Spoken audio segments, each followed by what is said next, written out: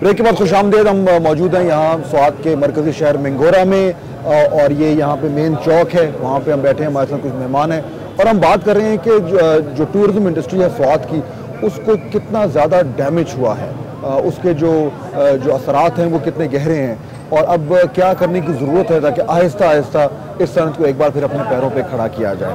जाहिर साहब, ये कहना तो आसान है लेकिन करना मुश्किल है। अभी भी लोगों के जहनों में खौफ है।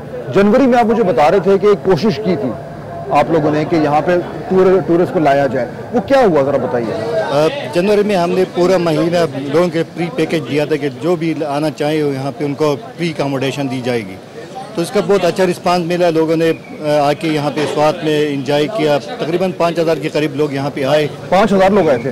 5000 लोग। सारे मुल्क से आए थे? सारे मुल्क से आए थे, पंजाब से, सिंध से और लाहौर, और हमारे पठान बहुत ज़्यादा आए थे।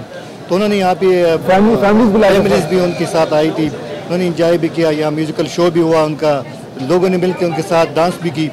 तो ये पैगाम देना था दुनिया को कि यहाँ पे वाकई यहाँ पे अमन है और यहाँ पे वो मिलिटेंसी अभी मौजूद नहीं है जो पहले यहाँ पे दंदनाते फिरते थे, उनका अब वजूद नहीं है। कोई एक आधा इधर उधर छुपा होगा तो होगा, लेकिन ज़ाहिरी तौर पर अब कोई नज़र नहीं आता।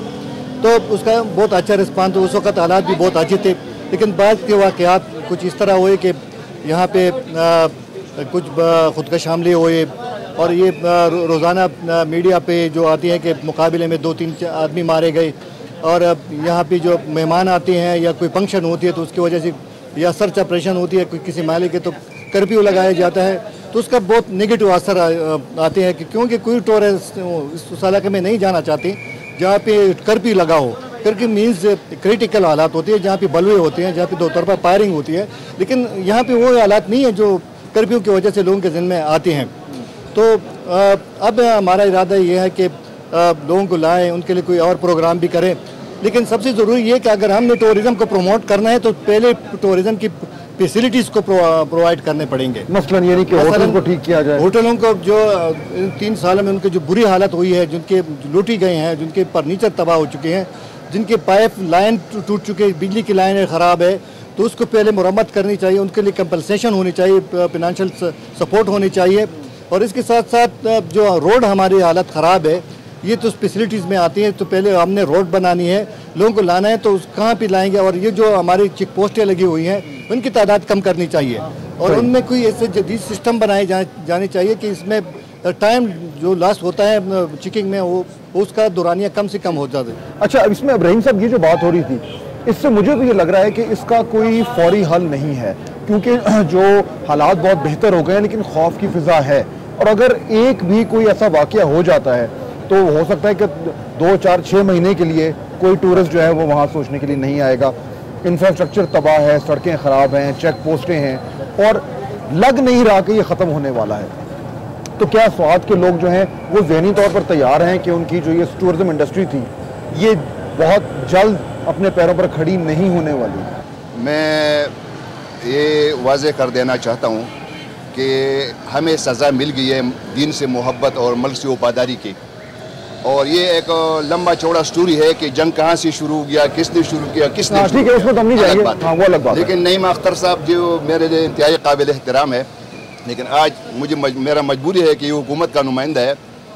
मैं ये वाज़ेह कर देना चाहता हूँ कि हुकूमत ने हमारे मोहब्बत का, वफादारी का और पाकिस्तान के बचाने का बहुत कम कीमत लगाया है। वो 25,000 रुपये इन्होंने हमारे ज़ख्मों पर नमक पाशी की है। 25,000 रुपये से न हम पाँव पर पैरों पर खड़े हो सकते हैं, न हम इससे अपने बिजनेस बढ़ा सकते हैं, न इससे हमारा एतमाद बाला होता है। मैं ये बता देना चाहता हूँ कि हुकूमत को, गवर्नमेंट को सैकड़ों अरब रुपये मिल गए हैं। इन्होंने 6 लाख ख़ानदान को, पी ख़ानदान 25,000 रुपये कैश कार्ड के ज़रिए दिए, उससे बनते हैं 15 अरब रुपये। तो मैं ये बात पूछना चाहता हूँ कि ये पैसे कुर्बानी हमने दे दी, माए हमारे शहीद हो गए, बहनें हमारे शहीद हो गए, बाप हमारे शहीद हो गए, बेटे हमारे, बिजनेस हमारा बर्बाद हो गया, दुकानें हमारे लूट लिए गए, शोरश की वजह से माल हमारा एक्सपायर हो गया, एतमाद हमारा ख़त्म हो गया। तो क्या हमारे तमाम कुर्बानियों का सिला सिर्फ 25,000 रुपये? मैं ये आपके वसातत से ये जवाब इनसे लेने दें, मैं हुक्मरानों को बता देना चाहता हूँ कि ये एड मेरे हवाला करे। अगर मैंने किसी खानदान को 25 अरब डॉलर से कम दे दिया तो मुझे फांसी पर लटका दीजिए। ये बड़ा दावा है। लेकिन देखिए, इसमें मैं साथ ये भी ऐड कर दूं कि एक आम तासुर है कि पैसा आ रहा है, डोनर्स भी दे रहे हैं, अमेरिका भी दे रहा है, यूएस एड के जरिए भी आ रहा है, वफाकी हुकूमत, सूबाई हुकूमत, पैसा आ रहा है, लेकिन फिर भी लोगों को ये शिकायत है। क्यों?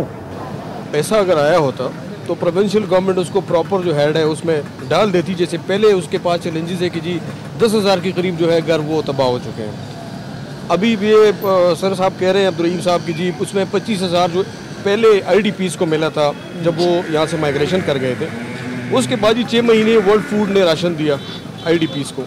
ये भी एक हकीकत है, वो भी मेरे ख्याल में मेरे बुजुर्ग हैं, इनको कहनी चाहिए। उसके बाद ये NGOs ने कुछ काम यहाँ पे शुरू किया, लेकिन लोग मुतमईन नहीं है, डिस्ट्रिक्ट गवर्नमेंट भी मुतमईन नहीं है उससे, NGO से, क्योंकि वो काम नहीं करे जो उनको करना चाहिए। एक्सेप्शन ऑफ फ्यू, मैं कहूँगा कि जो लोग आ रहे हैं NGOs में, वो चंद है कि जिन्होंने कंट्रीब्यूट किया है अर्ली रिकवरी में यहाँ पे, बाकी जो है यहाँ पे उन्होंने कुछ खास कंट्रीब्यूशन नहीं की। इसमें बात ये भी हालांकि NGO वालों के पास पैसा आ रहा है, क्यों नहीं आ रहा? पैसा आ रहा है, लेकिन सही जगह पे खर्च नहीं हो रहा। आप जब कहते हैं US एड वाले दे रहे हैं तो शायद वो NGOs के थ्रू ही दे रहे हैं, गवर्नमेंट के जो रेगुलर उसमें है फेडरल या प्रोविंशियल गवर्नमेंट के थ्रू नहीं आ रहा, NGOs के थ्रू कुछ पैसा आ रहा है, लेकिन वो उनसे लोग मुतमईन नहीं है। इसको खर्च करने के अंदाज से लोग मुतमईन नहीं है और वो ट्रांसपेरेंट नहीं है। उनके जो है उनको NOC दिया गया था उन NGOs को 6 महीने के लिए, उसके बाद अभी उनका देखेंगे, असेस भी करेंगे, और NOC जो है उसको ऐसी NGO जिन्होंने काम नहीं किया ठीक, उनका वो फिर रिन्यू नहीं होगा। मैं उनको इस फोरम से ये भी कहना चाहता हूँ। बात ही, लेकिन इनका बुनियादी सवाल का जवाब नहीं आया अभी तक वो केस। लेकिन अल्टीमेटली तो जो कुछ भी आपने करना है वो स्वाद के अवाम के लिए करना है, यही बेसिक चीज है।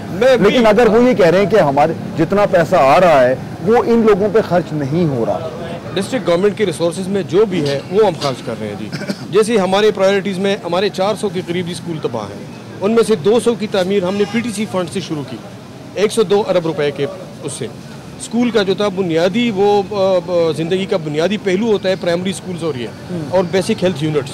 उसके अलावा जो हासिल बसल इन द सिटी आप देख रहे हैं, जो ये ट्रेड का सबसे बड़ा मरकज़ है मिंगोरा, आज अल्लाह के फजल करम से सिक्योरिटी फोर्सेस की उनकी कामयाब ऑपरेशन की वजह से ये जो है अमन बहाल हो चुका है। तो ये भी एक कॉन्फिडेंस है लोगों का कि जी लोग बाज़ारों में निकल आए हैं, तिजारत इसी से जो है तिजारत भी होगी, इससे सयाहत भी होगी, इससे ज़राअत भी होगी, लेकिन वक्त लगेगा जी, बिल्कुल वक्त लगेगा।